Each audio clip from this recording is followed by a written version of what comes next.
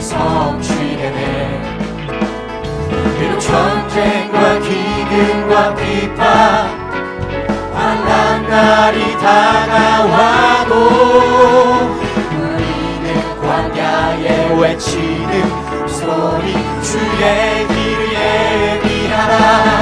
도와주니 구름 타시고 나 밟을 때에 다시 오시네. 모두 외치세 은혜의 해니 시온에서 구원이 가네.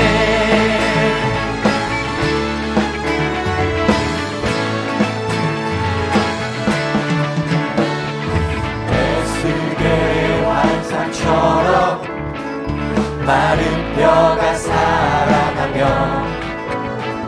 또 주의 종 다윗의 때와 같이 예배가 회복되네. 추수할 때가 이르러 들판을 휘어졌네. 우리는 추수할 일꾼 되어 주 말씀을 선포하리.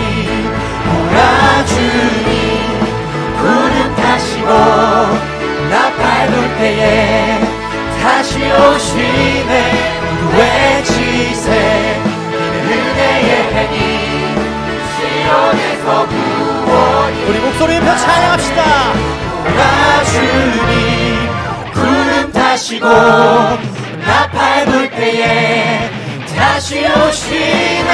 모두 외치세 이는 은혜의 해니 시온에서 구원이 가네. 오라 구름 타시고 나 밟을 때에 다시 오시네. 모두 외치세 이는 은혜의 해니 시온에서 구원이 가네. 어제도 계셨고 오늘도 계시며 이 최고 도시 어린 양 예수. 어제도 계셨고 오늘도 계시며 이 최고 도시 어린 양 찬양 찬양 찬양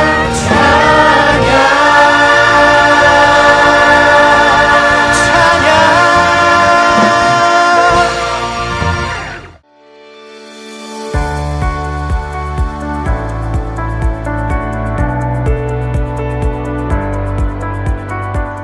할렐루야. 반갑습니다. MG 청년 여러분. 한 주간도 묵상하면서 승리의 한 주 보내셨나요? 정말 한참 된 것 같습니다. 저희가 3월 첫 주부터 이렇게 영상으로 만나기 시작하면서 벌써 거의 3달 가까이 우리가 이렇게 매주일 영상으로 만나고 있는데요. 주중에 이제 몇몇 청년들과 이야기를 하다 보면 처음에는 또 영상으로라도 예배에 열심히 참여했는데 이렇게 길어지다 보니까 요새는 좀 뜸한 것 같습니다 라는 이야기를 해주는 청년들이 많이 있었습니다.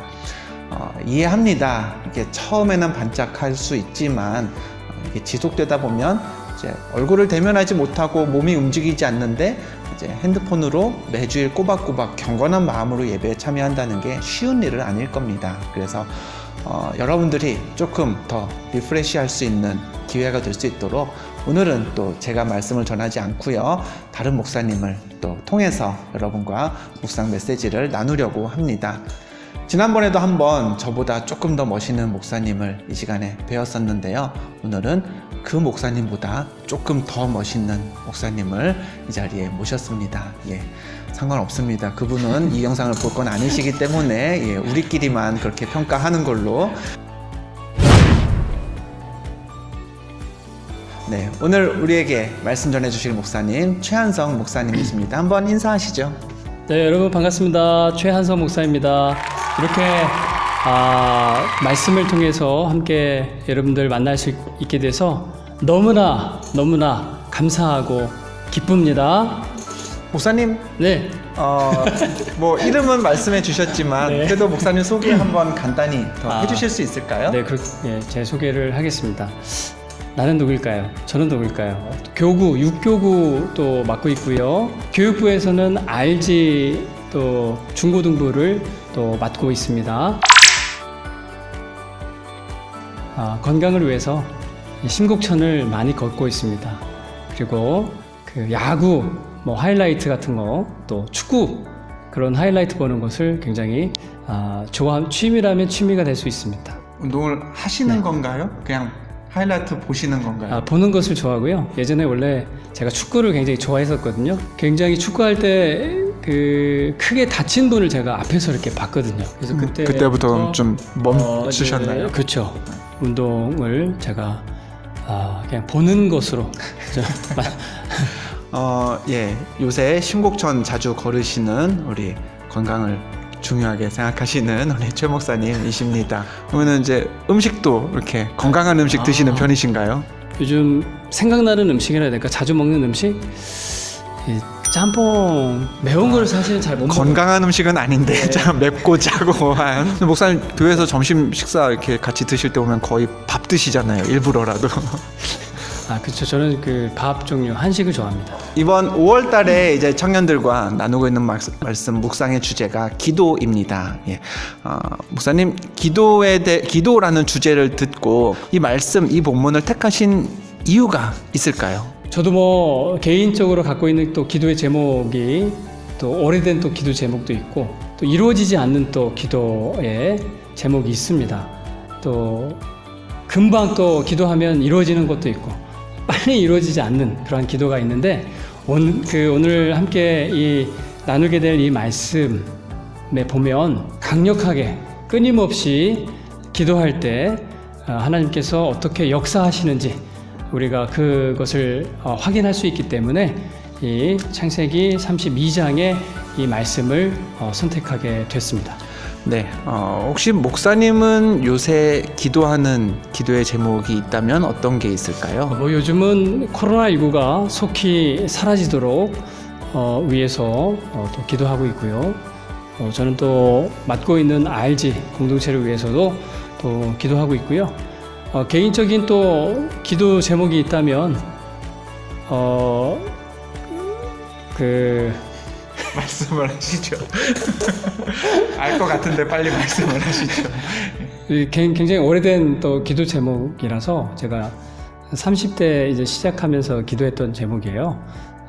가정을 또 이루도록 결혼을 위해서 계속 기도하고 있습니다. 뭐 포기하지 않습니다. 하나님께서 네. 하나님께서 속히 이루어 주실 줄 믿습니다. 우리 최 목사님 아직 싱글이십니다. 예, 그래서 여러분들하고도 비슷하죠. 이제 결혼과 또 가정을 위해서 기도하고 계신데요. 네, 기도해 주십시오, 여러분 생각하실 때. 네, 여러분 기도로 도와주시기 바랍니다. 네, 감사합니다. 네, 그러면 이제 목사님 오늘 말씀 창세기 32장 22절부터 30절까지 본문 읽어주시면서 그리고 그 후에 또 묵상 메시지 전해주시겠습니다. 밤에 일어나 두 아내와 두 여종과 11아들을 인도하여 야복 나루를 건널세. 그들을 인도하여 시내를 건너가게 하며 그의 소유도 건너가게 하고 야곱은 홀로 남았더니 어떤 사람이 날이 새도록 야곱과 씨름하다가 자기가 야곱을 이기지 못함을 보고 그가 야곱의 허벅지 관절을 치매 야곱의 허벅지 관절이 그 사람과 씨름할 때에 어긋났더라. 그가 이르되 날이 새려하니 나로 가게 하라. 야곱이 이르되 당신이 내게 축복하지 아니하면 가게 하지 아니하겠나이다. 그 사람이 그에게 이르되 내 이름이 무엇이냐? 그가 이르되 야곱이니이다. 그가 이르되 내 이름을 다시는 야곱이라 부를 것이 아니요 이스라엘이라 부를 것이니 이는 내가 하나님과 및 사람들과 겨루어 이겼음이니이다. 야곱이 청하여 이르되 당신의 이름을 알려주소서. 그 사람이 이르되 어찌하여 내 이름을 묻느냐 하고 거기서 야곱에게 축복한지라. 그러므로 야곱이 그곳 이름을 브니엘이라 하였으니 그가 이르기를 내가 하나님과 대면하여 보았으나 내 생명이 보존되었다 함이더라. 아멘. 새벽 이슬과 같은 기둥 청년 여러분, 은혜와 평강이 함께 계시길 축원합니다. 만약에 멀리서 이 사진 속의 이 장면을 여러분이 보았다면 어떻게 보일까요? 아주 멀리서 보았다면. 여러분, 가족 중에 형제 있으신가요? 저도 남동생 2살 터울의 남동생이 있습니다. 지금 결혼해서 조카도 둘 있고 잘 살고 있는데요. 동생과 함께 어린 시절, 지금은 그러지 않습니다만은 어린 시절에 그렇게 거의 격투기 수준으로 싸우고 치고 코피 터지고 그렇게 놀았습니다. 싸우면서 놀았던 거죠.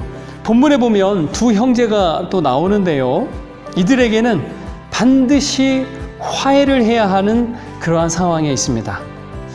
동생에 대한 이 형의 분노가 극에 달했기 때문입니다. 동생을 죽일 수도 있겠다 싶습니다. 이 두 형제는 정말 잘 지내던 사이였는데 이 동생이 형이 갖고 있는 것을 갖고 싶은 거예요. 형은 그 가지고 있는 것을 소중히 여겼어야 하는데 그렇지 못했습니다. 결과적으로 이 두 형제는 돌이킬 수 없는 사이가 되었고 20년이나 떨어지게 되었습니다. 두 형제는 20년 만에 이 만나려는 상황이 오늘 말씀, 바로 그 상황입니다.